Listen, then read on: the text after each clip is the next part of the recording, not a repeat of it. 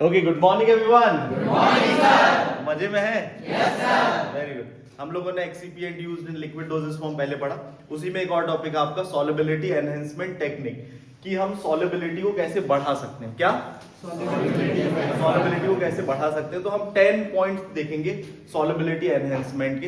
तो सबसे पहले सॉल्युबिलिटी क्या है, इसको समझना पड़ता है हमको कि सॉल्युबिलिटी क्या है। जनरली आपके दो चीजें होती हैं, एक होता है सॉल्यूट और एक होता है सॉल्वेंट। तो जो सॉल्युबिलिटी टर्म है ये किसके लिए दी जाती है? सॉल्यूट के लिए दी जाती है। किसके लिए दी जाती है? सॉल्यूट के लिए दी जाती है। अब हम जब बात करते हैं सॉल्यूट, तो सॉल्यूट कोई भी सब्सटेंस हो सकता है, ठीक है ना। तो उसकी कितनी क्वांटिटी को हम डिसॉल्व कर सकते हैं किसी भी सॉल्वेंट में। लेकिन कई बार ऐसा देखा जाता है कि कई सारे सॉल्यूट डिसॉल्व नहीं होते हैं, तो उनके लिए हम क्या क्या स्ट्रेटेजी या टेक्निक को फॉलो कर सकते हैं, उसी का क्वेश्चन एग्जाम में पूछा जाता है कि what are the different technique of solubility enhancement. या तो उनके अलग से नाम पूछ ले जाते हैं शॉर्ट नोट्स में, जैसे कि हम कई कुछ टेक्निक्स की बात करें, जैसे पार्टिकल साइज रिडक्शन। क्या? Particle size reduction. फिर एक और होता है कोसॉल्वेंसी। फिर एक और होता है क्रिस्टल हैबिट मॉडिफिकेशन, कि आप क्रिस्टलाइन हैबिट को मॉडिफाई, उसके क्रिस्टल को मॉडिफाई कर सकते हैं। फिर होता है क्रायोजेनिक। सुना है पहले कभी? अभी पहली बार सुना है? तो हमको इसको याद रखना है, फिर आने वाले समय में उसको एग्जाम में लिखना भी है, क्रायोजेनिक टेक्निक। फिर एक होता है सॉलिड डिस्पर्जन। क्या? कितनी हो गई? 5 हो गई ना। 5 और पढ़ेंगे तो कितनी हो जाएगी? 10। वेरी गुड, आप लोगों की मैथ्स तो अच्छी है। इसके बाद में फिर कुछ और टेक्निक्स होती हैं, जैसे कि पीएच मॉडिफिकेशन। पीएच मॉडिफाई करके भी हम सॉल्युबिलिटी को बढ़ा सकते हैं, ठीक है ना।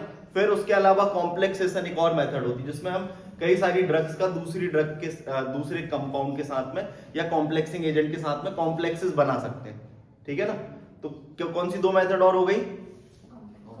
पीएच चेंज और कॉम्प्लेक्सेशन। और क्या कर सकते हैं हम? एक होता है हाइड्रोट्रॉपी। क्या?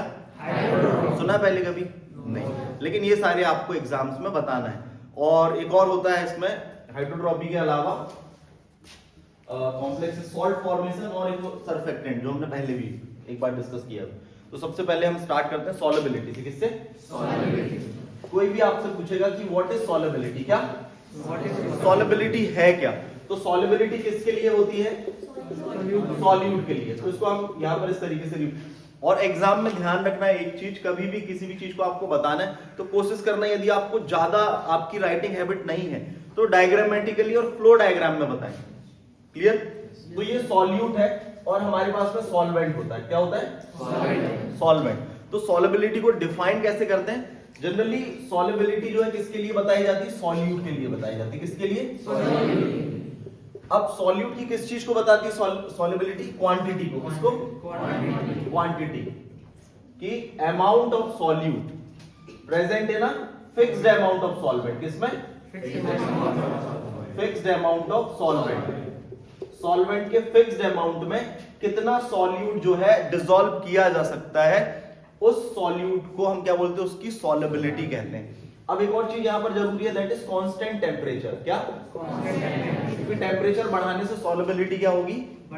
बढ़ती है। मोस्ट ऑफ द ड्रग्स की हम कंफर्म, कई सारे ऐसी भी टेक्निक्स होती है जिसमें टेम्परेचर बढ़ाने से हो सकता है सॉल्युबिलिटी कम भी हो, जैसे गैस की सॉल्युबिलिटी की बात करें तो। बट मैक्सिमम केसेस में यदि हम सॉलिड्स की बात करें तो सॉल्युबिलिटी इंक्रीज होती है टेम्परेचर बढ़ाने से। तो सॉल्युबिलिटी क्या बताती है?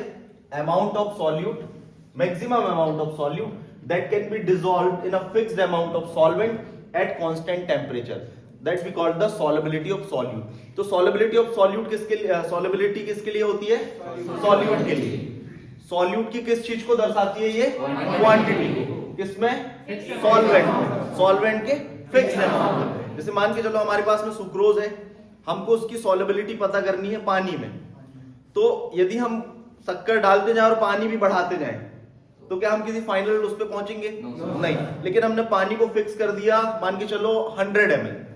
अब हम धीरे धीरे उसमें सुक्रोज डाल रहे हैं, 1 चम्मच डाली, 1 चम्मच मतलब मान के चलो हमने 5 ग्राम ऐड कर दी, फिर हमने और थोड़ा डाली, फिर एक पॉइंट ऐसा आया 8 ग्राम के बाद में कि वो उसमें घुलना बंद हो गई। तो हम क्या बोलेंगे? सुक्रोज की सॉल्युबिलिटी कितनी है? 8 ग्राम है 100 ml पानी में। क्लियर? तो हम एक उसमें पहुंच गए ना निर्णय पर। तो उसी को हम सॉल्युबिलिटी एक्सप्रेशन भी कहते हैं, आप लोग दूसरे सब्जेक्ट्स में पढ़ोगे।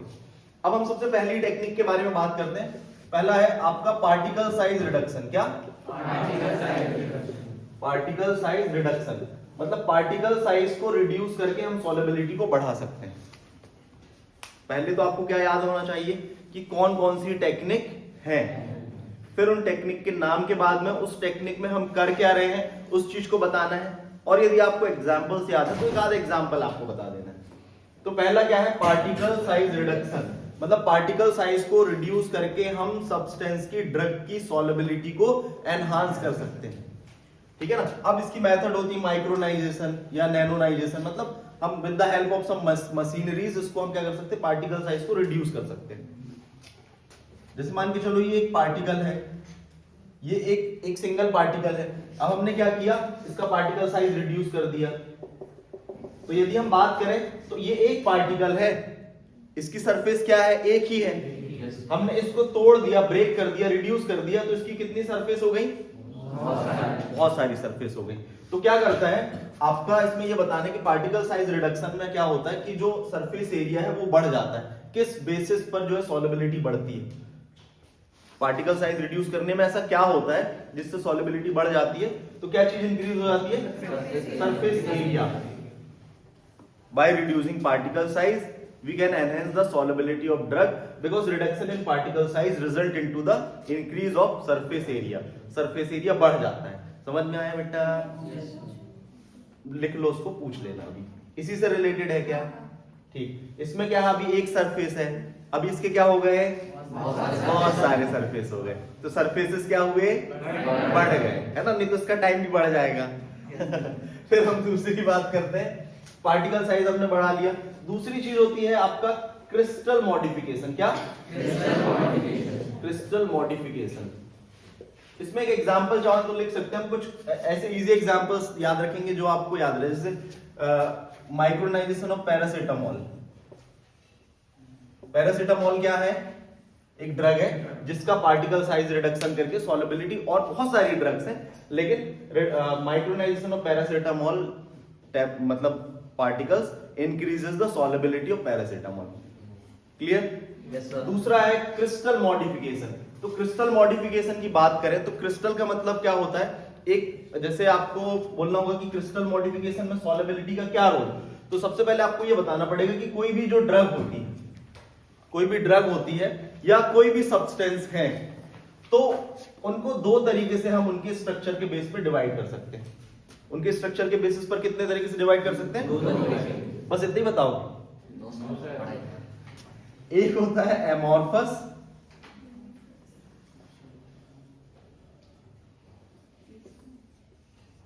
और एक होता है क्रिस्टलाइन स्ट्रक्चर। क्या होता है? ड्रग्स में मतलब मोस्ट ऑफ द सब्सटेंसेस और drug can B divided into two category, amorphous और क्रिस्टलाइन। कभी आप कोई कॉम्पिटिटिव एग्जाम की प्रिपरेशन कर रहे हैं तो आपसे पूछा जाएगा कि सॉल्युबिलिटी किसकी ज्यादा होगी, तो हमेशा ध्यान रखना यदि क्रिस्टलाइन और एमॉर्फस में बात करें तो सॉल्युबिलिटी किसकी ज्यादा रहेगी? हाँ। तो क्रिस्टल मॉडिफिकेशन में हम क्या कर सकते हैं? पहली चीज तो ये कि कोई क्रिस्टलाइन सब्सटेंस है तो एक पर्टिकुलर टेम्परेचर और प्रेशर में हम पहला एक उसमें काम कर सकते हैं कि उसका एमॉर्फस में कन्वर्ट कर सकते हैं। उसको क्या कर सकते हैं? Many drugs, crystalline drugs are converted into the amorphous form to enhance the solubility of drug. तो एग्जांपल क्या हो गया? Crystal modification. समझ में आया? कैसे हम सॉल्युबिलिटी को एनहांस कर सकते हैं?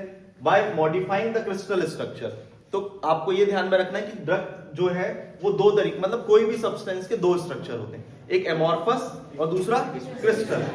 एमॉर्फस और क्रिस्टल में आपसे कोई पूछेगा डिफरेंशिएशन क्या है, तो आप क्या बताओगे बेटा? जो एमॉर्फस है उसके यदि हम बात करें मॉलिक्यूल का अरेंजमेंट तो वो प्रॉपर नहीं रहेगा, एक जियोमेट्री नहीं रहेगी उसमें। क्लियर? और जो क्रिस्टलाइन स्ट्रक्चर होते हैं उनमें एक जियोमेट्री होती है। जियोमेट्री का मतलब ये होता है कि एक structure repeat and repeat and repeat follow हो रहा है। जैसे एक भीड़ खड़ी है, वो आड़ी तिरछी खड़ी हुई है। क्लियर? उसमें कोई भी व्यक्ति आसानी से यहां वहां करके चला जाएगा, लेकिन आर्मी के लोग एकदम सीधे खड़े हुए हैं, एक पैटर्न में खड़े हैं। क्या उनके बीच में से घुसना आसान होता है क्या? तो क्रिस्टलाइन स्ट्रक्चर में क्या होता है कि उनकी जो संरचना है, जो यूनिट है, उनका जो यूनिट स्ट्रक्चर है वो repeat and repeat and repeat and repeat वैसे ही बना हुआ रहता है। तो ऐसे स्ट्रक्चर को हम बोलते हैं क्रिस्टलाइन स्ट्रक्चर। और हम ऐसा बोल सकते हैं कि they are geometric in nature. कैसे होते हैं ये? जियोमेट्रिक। जियोमेट्रिक का मतलब वो एक पर्टिकुलर स्ट्रक्चर को फॉलो करते हैं, इनमें जियोमेट्री नहीं होती है। तो इसके कारण से क्या होते हैं, इनके मॉलिक्यूल इजीली ब्रेक डाउन हो जाते हैं सॉल्वेंट के कांटेक्ट में। तो पहली चीज हम क्या कर सकते हैं क्रिस्टल मॉडिफिकेशन में, क्रिस्टलाइन सब्सटेंस को किस में कन्वर्ट कर सकते हैं? एमोर्फस। एग्जांपल क्या है? क्लोरोएम्फेनिकॉल। क्लोरोएम्फेनिकॉल, जिसको कि क्रिस्टलाइन स्ट्रक्चर को आप एमोर्फस में कन्वर्ट करके उसकी सॉल्युबिलिटी बढ़ा दी गई। क्लोरोएम्फेनिकॉल क्या है? एक तरीके की एंटीबायोटिक ड्रग है।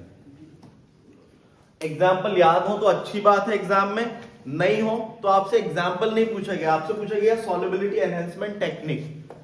ये कुछ एक्स्ट्रा चीजें होती हैं जो आप कर सकते हैं।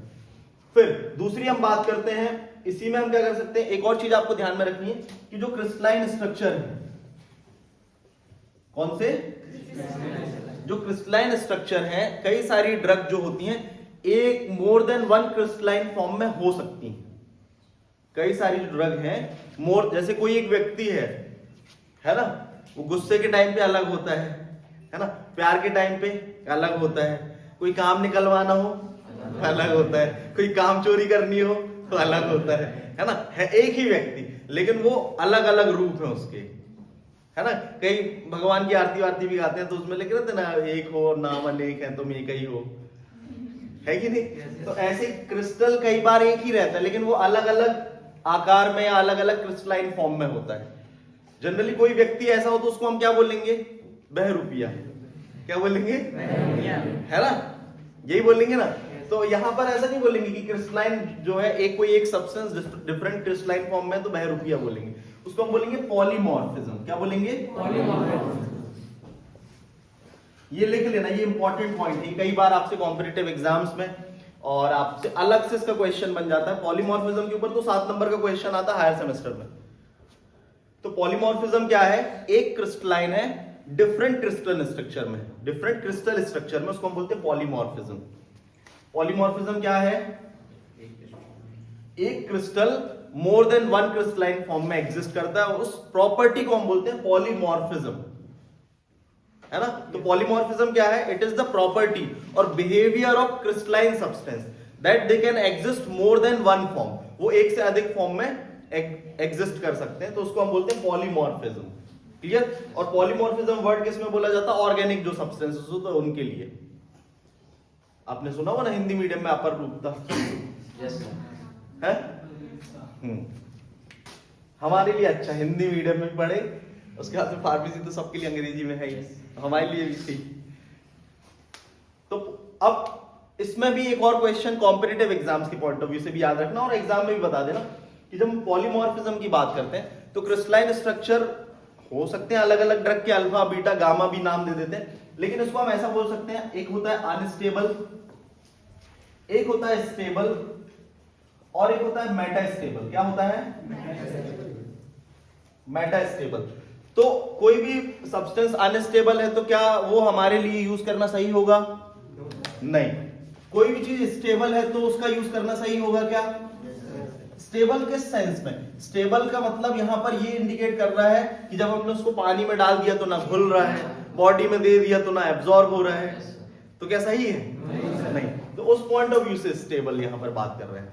तो ज्यादातर जो क्रिस्टलाइन स्ट्रक्चर है फार्मा में हम उसको मेटास्टेबल स्टेट में कन्वर्ट करने की कोशिश करते हैं। तो मेटास्टेबल स्टेट जो है फार्मास्यूटिकल सुइटेबल स्ट्रक्चर है, क्रिस्टलाइन स्ट्रक्चर। कोई भी आपसे पूछे कि कौन सा crystalline structure is suitable for formulation of pharmaceuticals, formulation के लिए कौन सा क्रिस्टलाइन स्ट्रक्चर ज्यादा सही होता है? स्टेबल, स्टेबल, अनस्टेबल की मेटास्टेबल? तो आप क्या बोलेंगे? मेटास्टेबल। मतलब इसका कारण क्या है कि पर्टिकुलर टेम्परेचर और प्रेशर देके उस स्ट्रक्चर को इस तरीके से मॉडिफाई किया जाता है कि उसकी ऑप्टिमम सॉल्युबिलिटी हो, प्रॉपर एब्जॉर्ब हो जाए और वो एक्टिव फॉर्म में हो। तो उस तरीके के स्ट्रक्चर को हम क्या बोलते हैं? मेटास्टेबल। तो फार्मास्यूटिकल बेनिफिट के पॉइंट ऑफ व्यू से कौन सा स्ट्रक्चर ज्यादा अच्छा होता है? तो पहला हमने क्या पढ़ा सॉल्युबिलिटी एनहांसमेंट टेक्निक में? Particle size reduction. पहला क्या पढ़ा? पार्टिकल साइज 10 टेक्निक में से 2 हमने पढ़ ली। पहला पार्टिकल साइज रिडक्शन दूसरा फिजिकल मॉडिफिकेशन। सभी को समझ में आया? Yes sir. तीसरा लिखा है कोसॉल्वेंसी। क्या? कोसॉल्वेंसी। क्या? कोसॉल्वेंसी समझ लें यहां पर। कोसॉल्वेंसी का मतलब क्या होता है? ये आप लोगों ने जब कैम्फर वाटर बनाया था, याद है? Yes sir. मतलब ये था आपका वाटर, कोई भी चीज को इस तरीके से डायग्रामेटिकली कोशिश करें बताने की, और ये था आपका कैम्फर। ये क्या था? कैम्फर। कैम्फर वाटर बनाना था। जब आपने इसको वाटर में ऐड किया तो वाटर में ये क्या हुआ? डिसॉल्व नहीं हुआ, है ना? Yes sir. है ना? It was not dissolved in water. Camphor when dissolved to the water. But when small quantity of alcohol was taken, जब हमने स्मॉल क्वांटिटी में एथेनॉल को लिया और एथेनॉल को जब कैम्फर को हमने एथेनॉल में डिसॉल्व किया तो ये क्या हुआ? डिसॉल्व हो गया। तो हमने क्या किया कि ये हमारा क्या था? सॉल्वेंट था। यहां पर हमने कम क्वांटिटी में दूसरा सॉल्वेंट लिया, तो यहां पर इसको हम क्या बोलेंगे? कोसॉल्वेंट। क्या बोलेंगे? कोसॉल्वेंट। अब इसमें कोसॉल्वेंट में डिसॉल्व करके जब हमने इसको जो प्राइमरी सॉल्वेंट था उसमें ऐड किया तो ये इजीली क्या हुआ? डिसॉल्व हो गया। तो कैम्फर की सॉल्युबिलिटी डायरेक्ट इसमें नहीं थी, हमने कोसॉल्वेंट का यूज किया और कोसॉल्वेंट का यूज करके सॉल्युबिलिटी बढ़ा ली। इसी को क्या कहते हैं हम? कोसॉल्वेंसी। समझ में आया? Yes sir. कुछ कोसॉल्वेंट के एग्जांपल लिख लें, जैसे कि एथेनॉल, ग्लिसरॉल, आइबुप्रोफेन की भी सॉल्युबिलिटी एथेनॉल का यूज करके हम बढ़ाते हैं, ठीक है ना? आइबुप्रोफेन। आइबुप्रोफेन क्या है? आइबुप्रोफेन एक कौन सी ड्रग है? एनाल्जेसिक ड्रग है ना, एनसाइड्स की कैटेगरी में आती है। जैसे पैरासिटामोल है, एस्पिरिन है, उन्हीं की कैटेगरी की ये ड्रग है, दर्द निवारक दवा। क्लियर? तो कोसॉल्वेंसी को हम कैसे डिफाइन करेंगे? Cosolvency is the solubility enhancement technique, जिसमें हम क्या करते हैं? कोसॉल्वेंट का यूज करके ड्रग की सॉल्युबिलिटी को एनहांस कर देते हैं। क्लियर? जैसे वाटर में कैम्फर पहले सॉल्युबल नहीं था, ये हम ऐसा आइबुप्रोफेन के साथ भी करेंगे, ठीक है ना? आइबुप्रोफेन को वाटर में डिसॉल्व करेंगे तो इजीली नहीं होगी, लेकिन जब हम अल्कोहल एथेनॉल का यूज करेंगे तो वो सॉल्युबल हो जाएगी। क्लियर? तीनों टेक्निक समझ में आ गई? पहली टेक्निक कौन सी थी? Particle size reduction. Second? Third? तो दो सी हो गए, है ना? एक और सी पढ़ते हैं, क्रायोजेनिक टेक्निक। क्या? देखो नाम बस आपको याद रहना चाहिए, एग्जाम बहुत इजी होता है और इस तरीके के क्वेश्चंस को कभी नहीं छोड़ना चाहिए। यदि आपसे पूछ ले जाए सॉल्युबिलिटी एनहांसमेंट टेक्निक्स के बारे में, तो इस तरीके के क्वेश्चंस को कभी नहीं छोड़ना चाहिए, क्योंकि ये इजी होते हैं और आप उसमें ज्यादा से ज्यादा लिख पाते हैं। क्लियर? कभी भी उन क्वेश्चंस को आप लिखने की कोशिश करें जिनमें आप ज्यादा लिख पाए और जिनको आप अच्छे से बता पाए, और दूसरा कम समय में बता पाए। ठीक? तीसरा है, फोर्थ है क्या आपका? क्रायोजेनिक। क्रायोजेनिक टेक्निक को हम कई बार फ्रीज ड्राइंग भी बोलते हैं। क्या बोलते हैं? Freeze drying. इसमें क्या करते हैं हम? कोई भी सब्सटेंस है, जैसे कि ये कोई आपकी ड्रग है, ये ड्रग है, तो इसको हम क्या करते हैं? रैपिड कूलिंग कर देते हैं। क्या करते हैं? Rapid cooling. रैपिड कूलिंग करने से या फ्रीज ड्राइंग करने से जो सब्सटेंस है उसमें एक तरीके का फिजिकल कैरेक्टरिस्टिक्स डेवलपमेंट हो जाता है, जिसके कारण जो ड्रग होती है वो कैसी हो जाती है? पोरस हो जाती है। पोरस मतलब उसमें पोर्स आ जाते हैं। मान के चलो हम एक पार्टिकल को लें तो अभी ये इस तरीके से है, ठीक? जब उसके बाद में ये हम इसको रैपिड कूल कर देते हैं तो इसका स्ट्रक्चर कुछ इस तरीके का हमको दिखता है। ये क्या है? पोरस। और दूसरा और एमोर्फस, मतलब rapid cooling of some drugs results into the conversion it into the porous form or amorphous form, by which we can enhance the solubility of drug, and this technique is called cryogenic। बस नाम थोड़ा सा ऐसा है, क्रायोसा, लेकिन technique क्या है? Simple. तो क्रायोजेनिक टेक्निक में हम क्या करते हैं? इसको हम क्या बोलते हैं? फ्रीज ड्राइंग भी बोलते हैं। क्या बोलते हैं? Freeze drying. चाहो तो एग्जांपल इसमें लिख लो, लिडोकैन। लिडोकैन कौन सी कैटेगरी की ड्रग है मालूम है आपको? ये आपकी आपने एनेस्थेटिक्स वर्ड सुना है? Yes sir. Anaesthesia, yes sir. बेहोशी करने की दवा। Yes sir. हाँ, लिडोकैन उसी कैटेगरी की दवा है, ठीक है। लिडोकैन कौन सी कैटेगरी की दवा है? हाँ, तो लिडोकैन को आप एग्जांपल इसमें एक्सप्लेन कर सकते हैं, क्रायोजेनिक। फिर एक और होता है इसमें आपका सॉलिड डिस्पर्सन। कौन सा?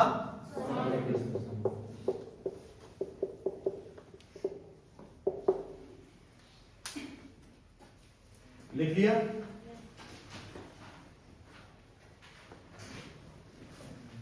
सॉलिड डिस्पर्सन में क्या होता है कि कई सारे मतलब सब्सटेंस ऐसे होते हैं जिनकी सॉलिबिलिटी जो हाइड्रोफिलिक इन नेचर के होते हैं। सॉलिड डिस्पर्सन जैसे कि नाम इंडिकेट कर रहा है सॉलिड डिस्पर्सन। जैसे आपकी ये ड्रग है, ये क्या है? ड्रग है। ये क्या है? सॉल्युबल नहीं है। प्रॉब्लम क्या है? हमको सॉलिबिलिटी बढ़ानी है, लेकिन ये क्या है? एक तरीके का हाइड्रोफिलिक मॉलिक्यूल है। क्या है? Hydrophilic molecule. तो इस हाइड्रोफिलिक मॉलिक्यूल का यूज करके हमने इस हाइड्रोफिलिक मॉलिक्यूल में क्या किया? ड्रग को ऐड कर दिया।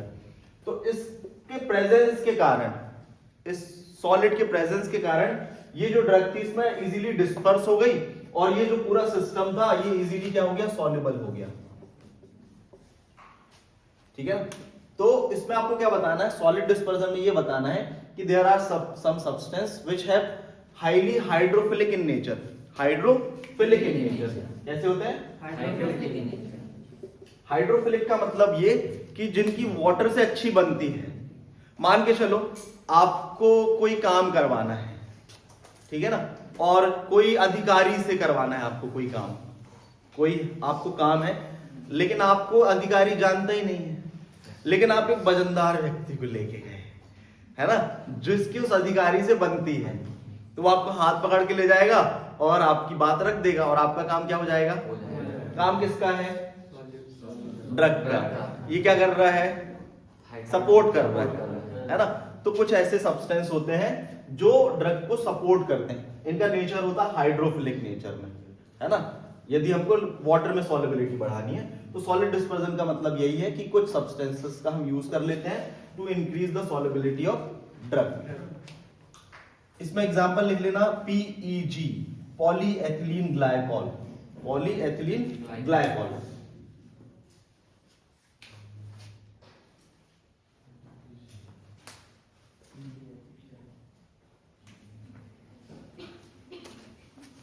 तो बहुत सारे सी हैं तो हमने एस लगा दिया ना, पीसीज, है ना। P-CCC, PCs. पी से क्या? Particle size reduction. सी से क्या? Crystal modification. सी से क्या? कोसॉल्वेंसी। सी से क्या? क्रायोजेनिक मॉडिफिकेशन या टेक्निक। एस से सॉलिड डिस्पर्सन, ठीक है ना। फिर जब आपने पीसी सीख लिया तो फिर हम पीएससी का एग्जाम देंगे। किसका एग्जाम देंगे? पीएससी का एग्जाम देंगे। पहले पी से क्या है बताएं?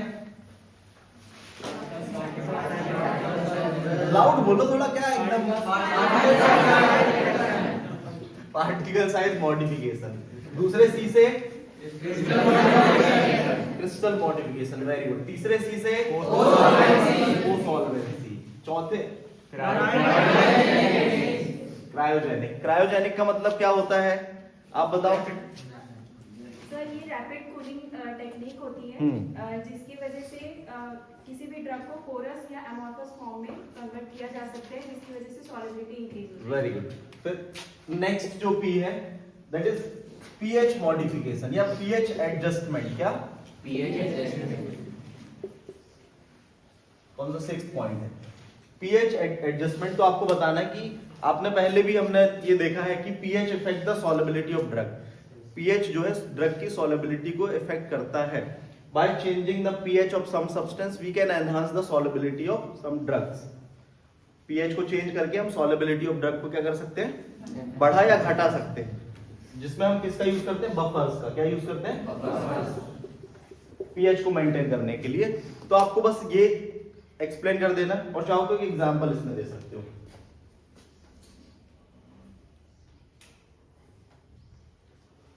ओमेप्राजोल सुना है नाम? प्राजोल, पेंटोप्राजोल और ये सब सुना होगा, बहुत कॉमन है, एसिडिटी में यूज होती हैं ये कैटेगरी की ड्रग, है ना। पेंटोप्राजोल, ओमेप्राजोल, रेविप्राजोल, है ना, तो जिनमें ये झोला है ना, जॉल, कुछ कैटेगरी की ड्रग्स जो होती है वो अपने आप नाम से ही इंडिकेट हो जाती है। तो ये क्या है, एक तरीके का वीक बेस है ना।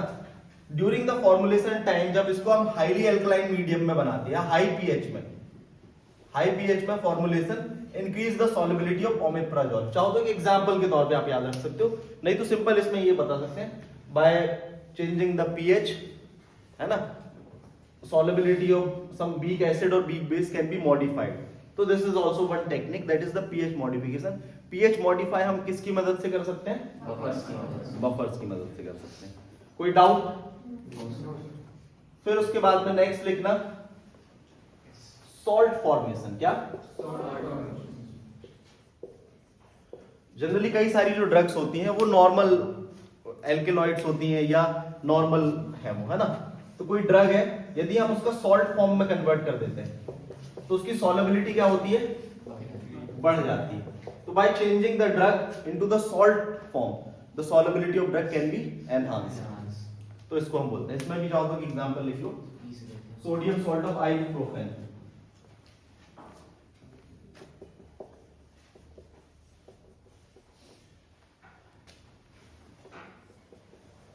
आइबुप्रोफेन का जो है सोडियम सॉल्ट जो है ज्यादा सॉल्युबल है as compare to the free acid.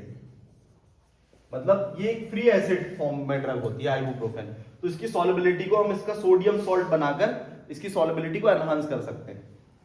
Clear? कई सारी आप जो देखना ड्रग्स आप कई बार देखोगे तो जो स्ट्रिप होती है उसमें लिखा रहता है सोडियम बेंजोएट या सोडियम आइबुप्रोफेन, है ना, या कोई भी सोडियम के अलावा कोई दूसरे भी हम केमिकल का यूज कर सकते हैं सॉल्ट फॉर्म के लिए, बट सोडियम सॉल्ट बहुत ज्यादा कॉमन यूज होता है। तो सोडियम सॉल्ट टेक्निक का नाम क्या है? Salt formation. तो फ्री एसिड और free basis can be converted into their base form और एसिड फॉर्म, है ना, सॉल्ट फॉर्म उनको कर सकते हैं जिससे उनकी सॉल्युबिलिटी बढ़ जाती है। बस ये टेक्निक बता देना है आपको। तो पहला हो गया आपका पीएच एडजस्टमेंट और दूसरा आपका सॉल्ट फॉर्मेशन। इसी में तीसरा हम पढ़ेंगे दैट इज सी, कॉम्प्लेक्सेशन।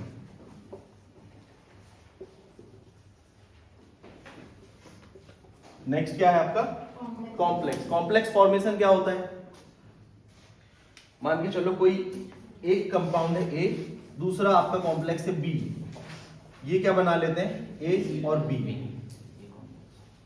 ठीक, तो कई सारे ऐसे कॉम्प्लेक्सिंग एजेंट होते हैं। जैसे कॉम्प्लेक्सेशन में सिंपल आपको ये बता देना है, by using the some complexing agent we can enhance the solubility of drug. जैसे हमने यहाँ पर एक पढ़ा था सॉलिड डिस्पर्जन, तो सॉलिड डिस्पर्जन में खाली सॉलिड के प्रेजेंस के कारण, है ना, उसकी सॉल्युबिलिटी बढ़ रही है। तो यहाँ पर कॉम्प्लेक्सेशन में आपको जैसे कि आपका EDTA है, सुना है? EDTA, फिर आपका है बीटा साइक्लोडेक्स्ट्रिन।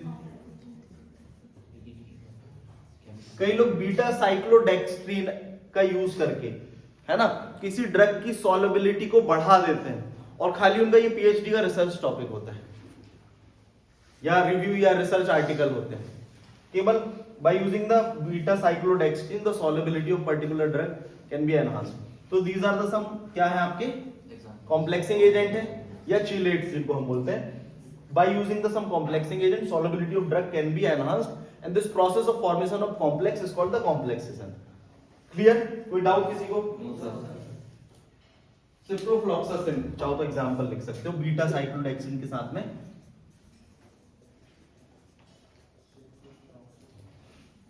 मोस्टली जो है एंटीबायोटिक प्रेस्क्राइब करी जाती है, तो उसमें सिप्रोफ्लॉक्सासिन बहुत ज्यादा प्रेस्क्राइब करी जाती है। कोई काम करता है, बैठता है कभी मेडिकल शॉप में? करी जाती है नहीं? सिप्रोफ्लॉक्सासिन, है ना। तो मैंने कुछ ऐसे नाम कॉमन दिए जो बहुत ज्यादा यूज में है, डेली लाइफ में कहीं ना कहीं नाम आते हैं, वो नाम मैंने यहाँ पर लिए। मैंने वो सब नाम यहाँ पर नहीं लिए, टेक्लीपैक्सिन, है ना, या टेक्सोल से रिलेटेड डेरिवेटिव्स, तो नाम ही अपने आप में बहुत टफ है। तो तीसरा क्या हो गया? कॉम्प्लेक्सेशन। कौन कौन सी मेथड हो गई? PH adjustment. पीएच एडजस्टमेंट में क्या करते हैं? By modifying the pH during the formulation time और टू द फाइनल ड्रग। या तो फॉर्मुलेशन टाइम पर पीएच मॉडिफिकेशन करके, या तो जो फाइनल फॉर्मुलेटेड ड्रग है उसके पीएच को भी मॉडिफाई करके हम क्या करते हैं? सॉल्युबिलिटी ऑफ ड्रग एनहांस कर सकते हैं। दूसरा सॉल्ट फॉर्म में। कई सारी जो ड्रग होती है वो फ्री एसिड फॉर्म में होती है या फ्री बेस फॉर्म में होती है। तो आप चाहो तो इसको ऐसा भी बना सकते हो कि फ्री एसिड और फ्री बेस और एक मॉलिक्यूल बनाकर, नॉट सॉल्युबल, बट जब उसका सॉल्ट फॉर्म बनाया गया तो that is soluble, easily soluble. तो ये सॉल्ट फॉर्मेशन हो गया। फिर नेक्स्ट कॉम्प्लेक्सेशन। तो कॉम्प्लेक्सेशन क्या है आपका? by using the complexing agent some drugs form the complex. The process of formation of complex is called the complexation, and by using this complexation technique solubility of drug can be enhanced or increased, जो आपको लगाना हो अपनी अंग्रेजी के अनुसार। ठीक है। फिर इसके बाद में नेक्स्ट सर्फेक्टेंट। कौन सा टेंट? सर्फेक्टेंट। तो solubility increase या enhancement by using the surfactant solubilization technique।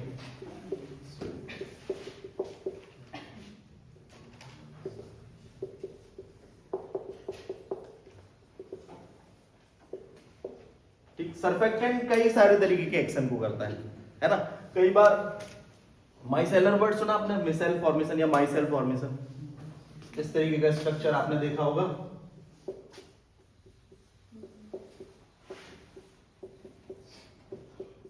या तो ऐसा,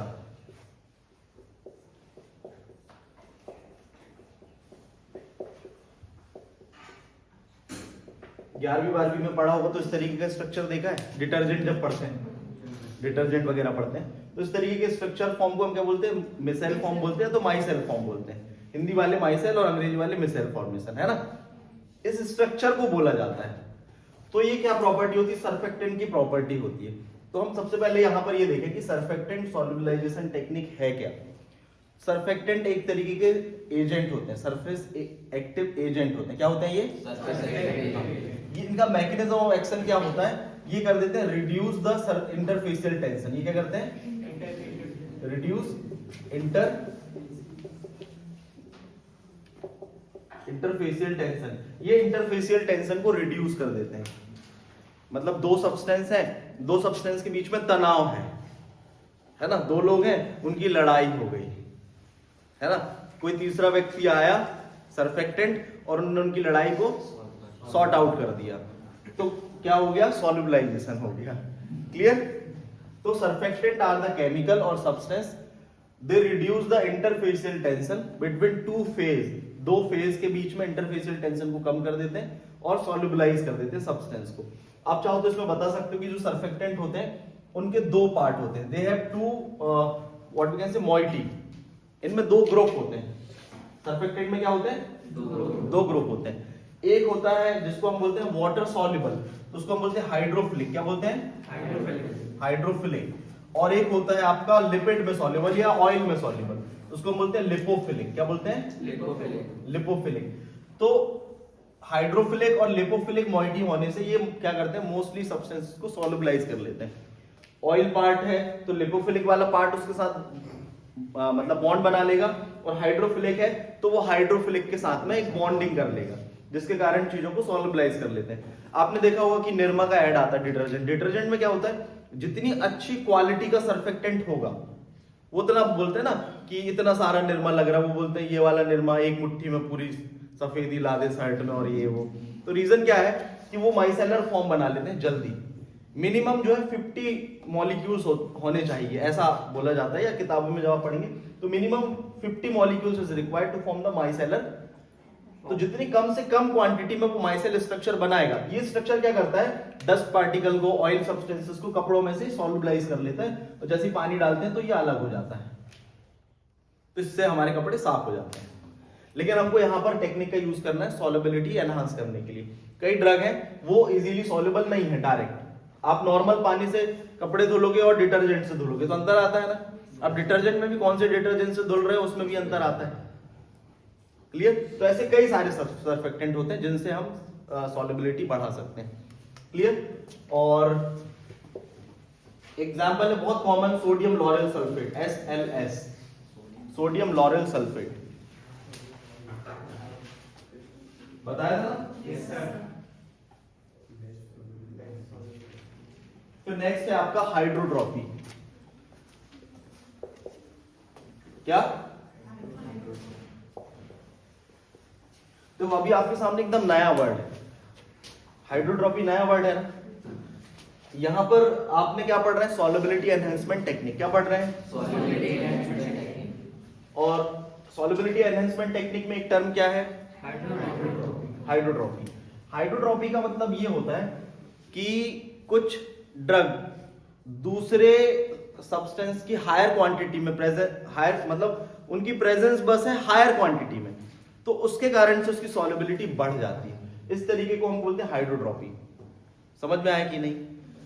इसका मतलब ये है कि कुछ सब्सटेंसेस ऐसे होते हैं, जैसे मान के चलो ये है, इसको एक एप्लीकेशन देना है, इसको एक एप्लीकेशन देना है, लेकिन ये क्या कर रहा है? डर रहा है जाने से, एप्लीकेशन देने से, सॉल्युबल नहीं हो रहा है। लेकिन पीछे 20 लोग और खड़े हो गए सपोर्ट में, तो क्या हुआ? हाँ, तो due to the presence of other solid substance. Hydrotropy का मतलब क्या है कि दूसरे एक्सिपिएंट के प्रेजेंस के कारण, कैसी? इन एक्स्ट्रा क्वांटिटी, मतलब by the presence of other excipient in extra quantity, solubility of drug can be enhanced, it is called the hydrotropy. बस दूसरे एक्सिपिएंट की एक्स्ट्रा अमाउंट में प्रेजेंट होने से, अब वो सिंगल भी हो सकता है और मोर देन वन भी हो सकता है ना। इसमें एक एग्जांपल है आपका सोडियम बेंजोएट का। सोडियम बेंजोएट क्या है? ये एक्स्ट्रा एक्सिपिएंट है। ये क्या है? एक्स्ट्रा एक्सिपिएंट है जो कई सारी ड्रग की सॉल्युबिलिटी बढ़ा देता है, जैसे कि थियोफाइलिन। ये एक स्टिमुलेंट ड्रग है थियोफाइलिन, ठीक है ना। कैफीन हो गया, तो कैफीन, थियोफाइलिन, इनकी सॉल्युबिलिटी को हम extra amount of sodium benzoate बस लेते हैं ना, तो थियोफाइलिन इजीली सॉल्युबल हो जाती है। तो ये इजीली सॉल्युबल नहीं हो रही थी, इसकी सॉल्युबिलिटी कम थी, लेकिन सोडियम बेंजोएट के ज्यादा होने के कारण थियोफाइलिन की सॉल्युबिलिटी क्या हो गई? बढ़ गई। तो कोई दूसरे एक्सिपिएंट की एक्स्ट्रा क्वांटिटी होने के कारण सॉल्युबिलिटी बढ़ती है, तो इस टेक्निक को हम क्या बोलते हैं? हाइड्रोट्रॉपी। समझ में आया? तो हाइड्रोट्रॉपी क्या है? It is the technique of solubility enhancement in which the extra amount of other excipient is used to enhance the solubility of drug. For example, solubility of theophylline can be enhanced by using the sodium benzoate in extra amount. कोई doubt? No sir. समझ में आया? Yes sir. 10 technique बन जाएगी। Yes sir. पहला particle size reduction, दूसरा crystal modification, तीसरा वो सॉल्वेंसी, चौथा क्रायोजेनिक टेक्निक। 4 हो गई। पांचवा सॉलिड डिस्पर्सन, छठवा पीएच मॉडिफिकेशन, सातवां सॉलिड सॉल्ट फॉर्मेशन, आठवां कॉम्प्लेक्सेशन, नौवां सरफेक्टेंट, 10वां। समझ में आया? बहुत बढ़िया, वेरी गुड, थैंक यू। फिर चाहो तो इसके अलावा फैक्टर अफेक्टिंग भी बता सकते हो और एप्लीकेशंस भी बता सकते हो। सॉल्युबिलिटी एनहांसमेंट की एप्लीकेशंस क्या है? एक तो फास्टर एब्जॉर्ब होगी, एक्शन फास्ट मिलेगा, बायोअवेलेबिलिटी बढ़ जाएगी और उसका डोज साइज है वो कम हो जाएगा। ड्रग ज्यादा क्वांटिटी में ना देके कम क्वांटिटी में भी हमको वो इफेक्ट मिल जाएगा।